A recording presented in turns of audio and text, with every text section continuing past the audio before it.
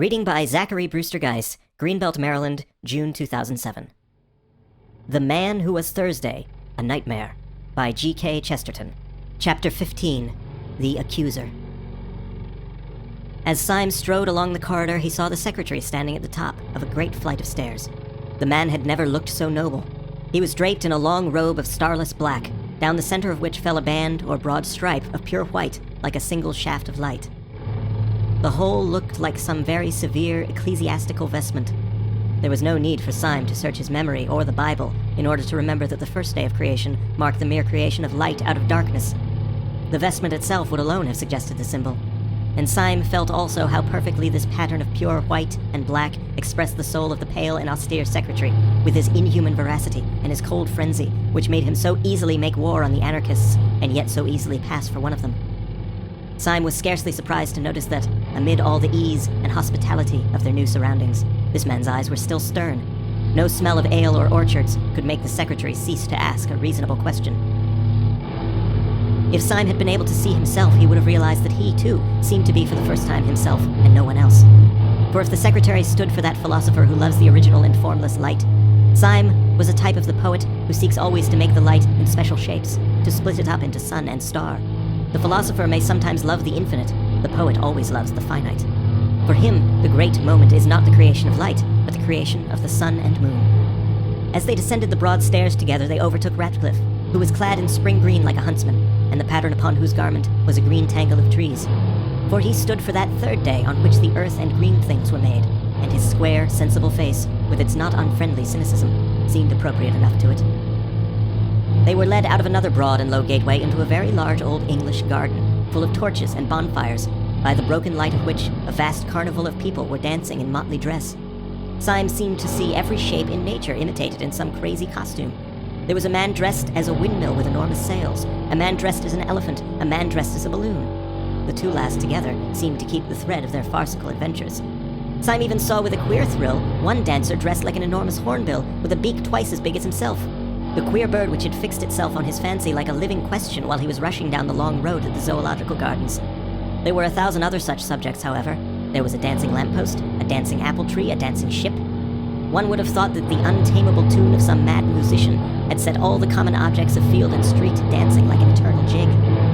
And long afterwards, when Syme was middle-aged and at rest, he could never see one of those particular objects, a lamppost or an apple tree or a windmill, without thinking that it was a strayed reveler from that revel of masquerade. On one side of this lawn, alive with dancers, was a sort of green bank, like the terrace in such old-fashioned gardens. Along this, in a kind of crescent, stood 7 great chairs, the thrones of the 7 days. Gogol and Dr. Bull were already in their seats. The professor was just mounting to his. Gogol, or Tuesday, had his simplicity well symbolized by a dress designed upon the division of the waters, a dress that separated upon his forehead and fell to his feet, gray and silver like a sheet of rain.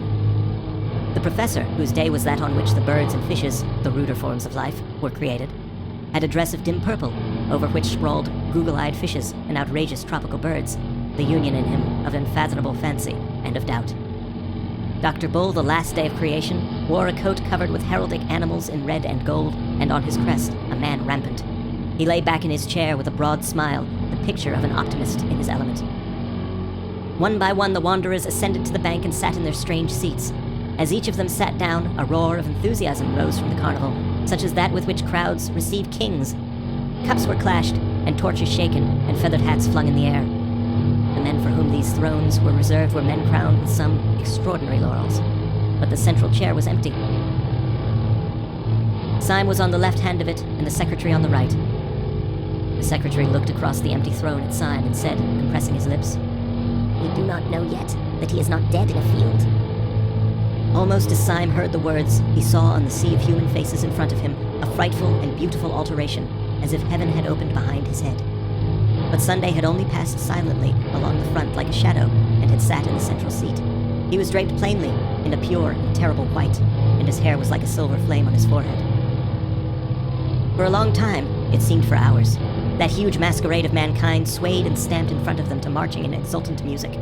Every couple dancing seemed a separate romance. It might be a fairy dancing with a pillar box, or a peasant girl dancing with the moon. But in each case, it was somehow as absurd as Alice in Wonderland, yet as grave and kind as a love story. At last, however, the thick crowd began to thin itself. Couples strolled away into the garden walks, or began to drift towards that end of the building where stood smoking, in huge pots like fish kettles, some hot and scented mixtures of old ale or wine.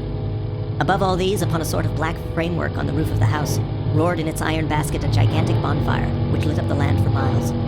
It flung the homely effect of firelight over the face of vast forests of gray or brown, and it seemed to fill with warmth even the emptiness of upper night. Yet this also, after a time, was allowed to grow fainter.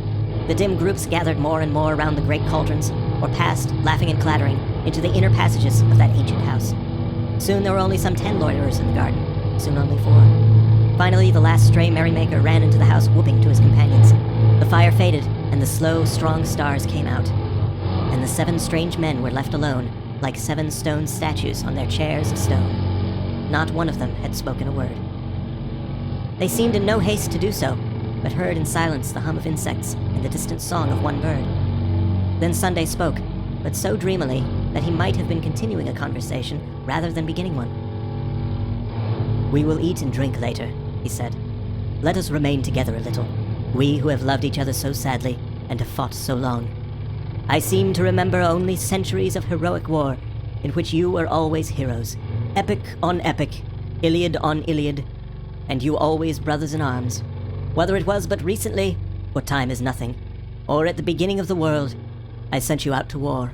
I sat in the darkness where there is not any created thing, and to you I was only a voice commanding valor and an unnatural virtue. You heard the voice in the dark, and you never heard it again.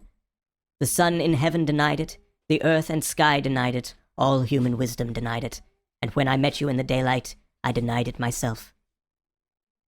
Syme stirred sharply in his seat, but otherwise there was silence, and the incomprehensible went on. "But you were men. You did not forget your secret honor, though the whole cosmos turned an engine of torture to tear it out of you. I knew how near you were to hell. I know how you, Thursday, crossed swords with King Satan, and how you, Wednesday, named me in the hour without hope." There was complete silence in the starlit garden, and then the black-browed secretary, implacable, turned in his chair towards Sunday and said in a harsh voice, "Who and what are you?" "I am the Sabbath," said the other without moving. "I am the peace of God." The secretary started up and stood crushing his costly robe in his hand. "I know what you mean," he cried, "and it is exactly that I cannot forgive you. I know you are contentment, optimism, what do they call the thing, an ultimate reconciliation. Well, I am not reconciled. If you were the man in the dark room, why were you also Sunday, an offense to the sunlight? If you were from the first our father and our friend, why were you also our greatest enemy? We wept, we fled in terror. The iron entered into our souls, and you are the peace of God? Oh, I can forgive God his anger, though it destroyed nations, but I cannot forgive him his peace." Sunday answered not a word, but very slowly he turned his face of stone upon Syme, as if asking a question. "No," said Syme, "I do not feel fierce like that. I am grateful to you, not only for wine and hospitality here, but for many a fine scamper and free fight. But I should like to know. My soul and heart are as happy and quiet here as this old garden, but my reason is still crying out. I should like to know." Sunday looked at Ratcliffe, whose clear voice said, "It seems so silly that you should have been on both sides and fought yourself." Bull said, "I understand nothing, but I am happy. In fact, I am going to sleep." "I am not happy," said the professor, with his head in his hands, "because I do not understand. You let me stray a little too near to hell." And then Gogol said, with the absolute simplicity of a child, "I wish I knew why I was hurt so much." Still Sunday said nothing, but only sat with his mighty chin upon his hand and gazed at the distance. Then at last he said, "I have heard your complaints in order, and here, I think, comes another to complain, and we will hear him also." The falling fire in the great cresset threw a last long gleam, like a bar of burning gold, across the dim grass. Against this fiery band was outlined in utter black the advancing legs of a black-clad figure. He seemed to have a fine close suit with knee breeches, such as that which was worn by the servants of the house, only that it was not blue, but of this absolute sable. He had, like the servants, a kind of sword by his side.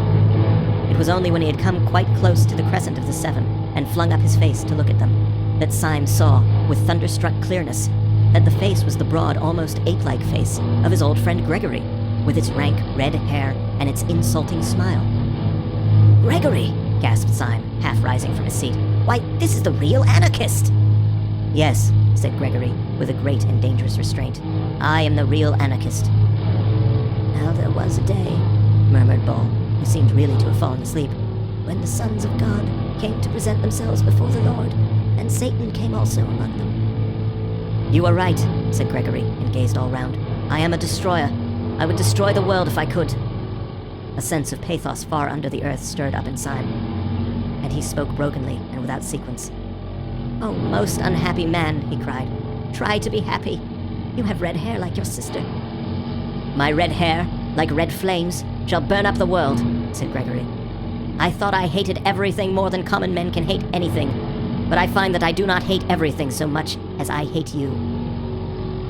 "I never hated you," said Syme very sadly.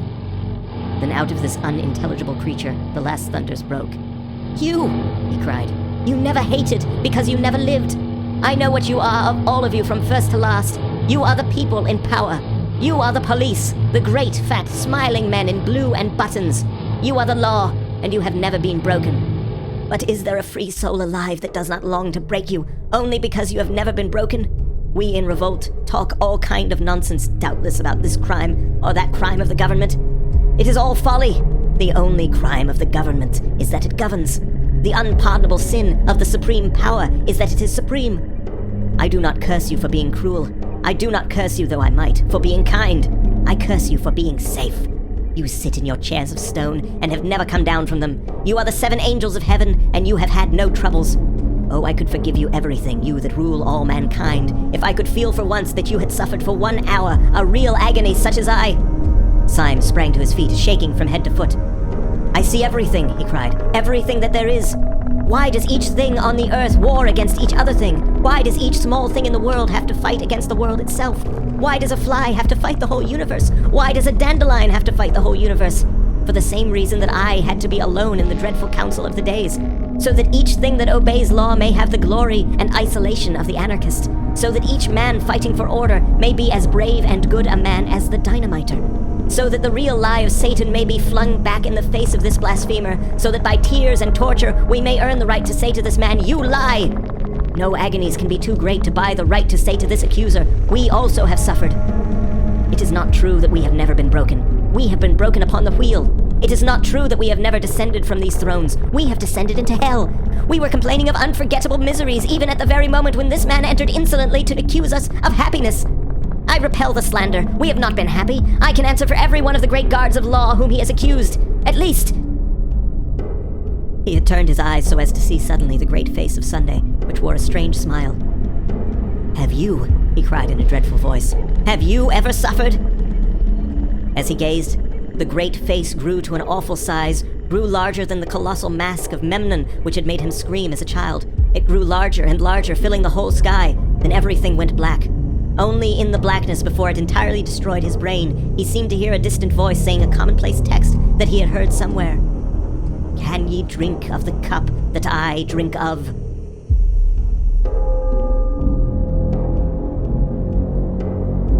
When men in books awake from a vision, they commonly find themselves in some place in which they might have fallen asleep. They yawn in a chair, or lift themselves with bruised limbs from a field. Syme's experience was something much more psychologically strange, if there was indeed anything unreal, in the earthly sense, about the things he had gone through. For while he could always remember afterwards that he had swooned before the face of Sunday, he could not remember having ever come to at all. He could only remember that gradually and naturally, he knew that he was and had been walking along a country lane with an easy and conversational companion. That companion had been a part of his recent drama. It was the red-haired poet Gregory. They were walking like old friends, and were in the middle of a conversation about some triviality. But Syme could only feel an unnatural buoyancy in his body and a crystal simplicity in his mind that seemed to be superior to everything that he said or did. He felt he was in possession of some impossible good news, which made every other thing a triviality, but an adorable triviality. Dawn was breaking over everything in colors at once clear and timid, as if nature made a first attempt at yellow and a first attempt at rose. A breeze blew so clean and sweet that one could not think that it blew from the sky. It blew rather through some hole in the sky. Syme felt a simple surprise when he saw rising all round him on both sides of the road the red, irregular buildings of Saffron Park. He had no idea that he had walked so near London. He walked by instinct along one white road, on which early birds hopped and sang, and found himself outside a fenced garden. There he saw the sister of Gregory, the girl with the gold-red hair, cutting lilac before breakfast, with the great unconscious gravity of a girl. End of chapter 15. End of the book The Man Who Was Thursday, A Nightmare, by G.K. Chesterton.